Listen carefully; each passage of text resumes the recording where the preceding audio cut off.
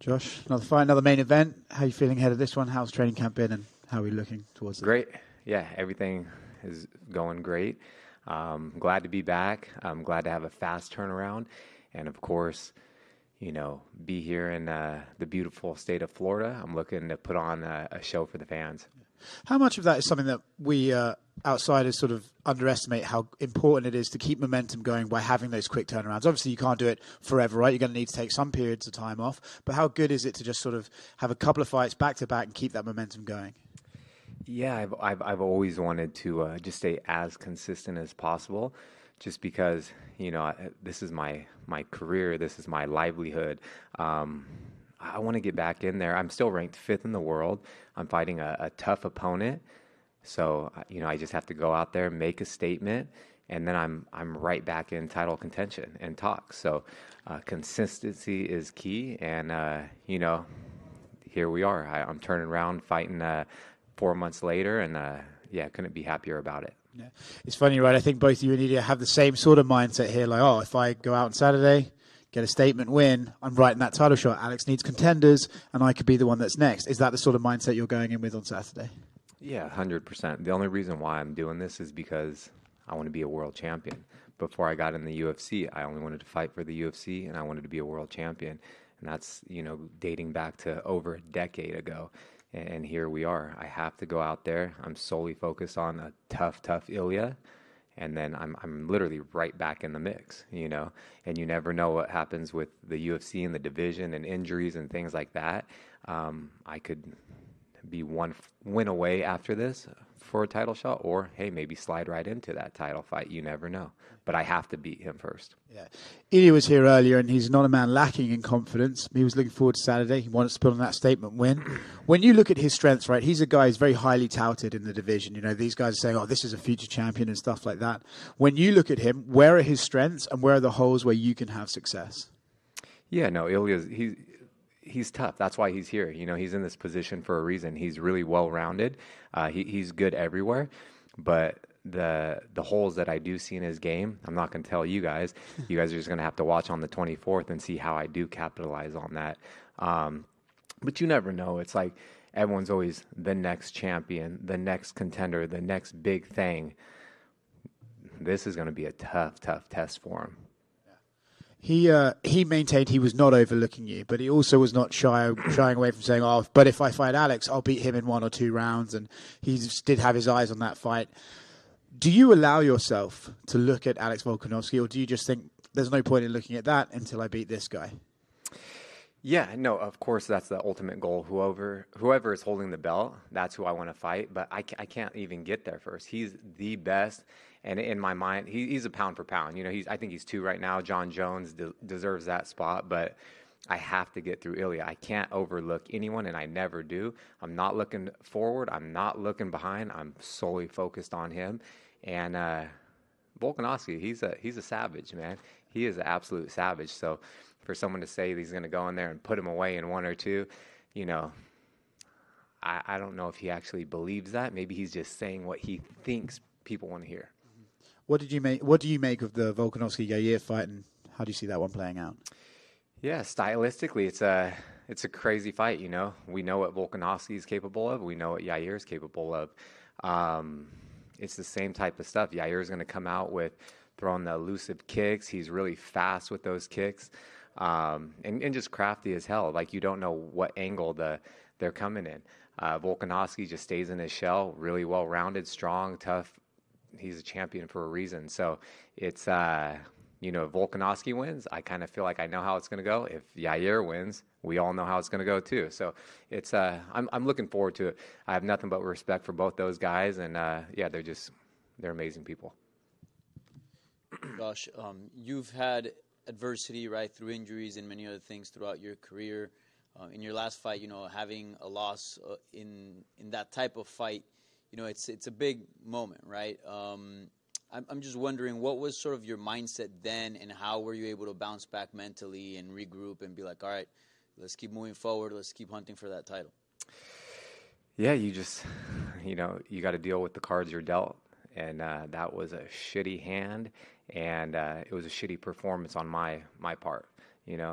I give that nothing shorter than a or an F. It was a big fail. It just wasn't my day for whatever reason. And I truly believe things happen for a reason. It's going to be that much sweeter when I climb back to the title. Yeah, it's part of my journey. I can't dwell on the past because then there's gonna be roadblocks that are in the way of your future. And I see it in fighting. I see it in a lot of different sports. When people are constantly obsessed, or not obsessed, they're just dwelling on their past failures, or they're still stuck in this last fight. I thought I won this and that. It really affects them moving forward. So you have to have a short memory, especially in this sport. And that's just, I kind of compartmentalized that, dealt with it, and moved on, because here we are. Saturday night is a tough opponent, and I'm going to do everything I need to get my hand raised on Saturday night. And against Jair, so you quickly turned the page. How quickly was that process? Because you mentioned, how you don't like to dwell on the past. Yeah, no, of course it's hard. Like, I don't think it's hard. I was out in Australia. It would have been a lot more sweeter with gold, walking around Australia and New Zealand and stuff like that. But I was out there. I had over 50 friends and family come out.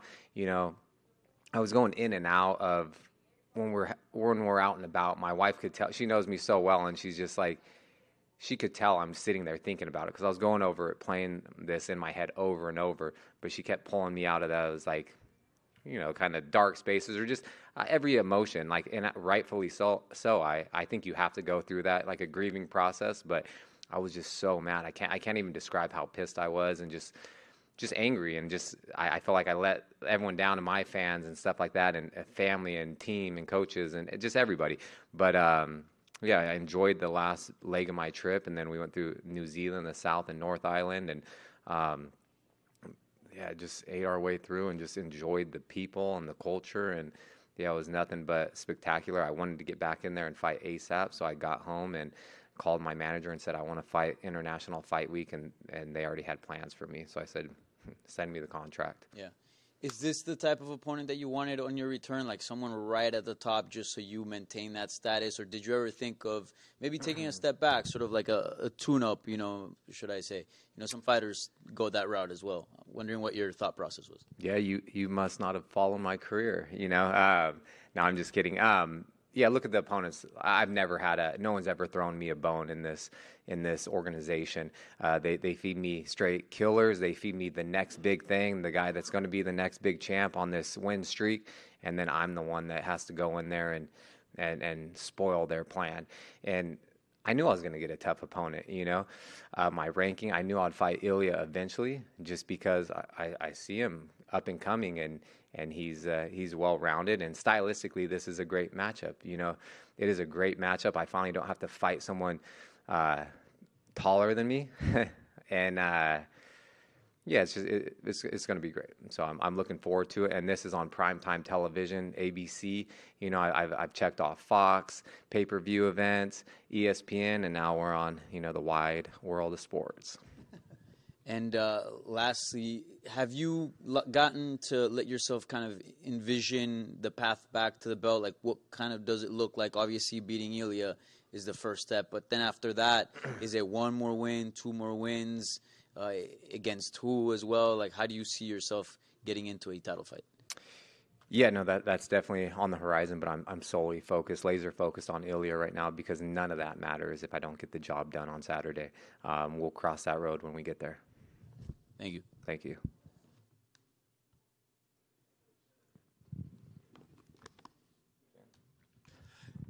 Well, yes, I know you said earlier that you're looking forward to Jacksonville. What's your first impression of your first time here on the First Coast? Yeah, so far I haven't seen a whole lot. We landed. We took we got our shuttle here, and the hotel's amazing. The view's amazing. We're right here on the river with a nice little skyline. I haven't got to check out the food scene or done any of that, but I do have the best in the game perfecting athletes, and Dr. Michelle, and she's out here making delicious meals for me. So I'll check out Jacksonville after I get the win on Saturday.